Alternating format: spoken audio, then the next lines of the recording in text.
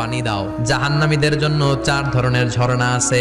একটার নাম হলো হামিম মানে ফুটন্ত গরম পানির ঝর্ণা, 2 নম্বরে হলো গসাক মানে বমি, 3 নম্বরে হলো গিসলিন দুর্গন্ধযুক্ত রক্ত আর পুজ, 4 নম্বরে হচ্ছে মোহল পোড়া তেল। খা, দাউ দাউ করে এগুলো থেকে আগুন জ্বলবে, তৃষ্ণার চোটে এগুলোই খেতে চাইবে।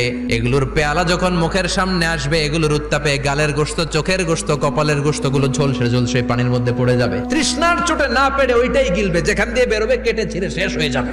দিস ইজ জাহান্নাম। আমরা জাহান্নাম থেকে পানাহা চাই, চিল্লায় বলেন ঠিক কিনা?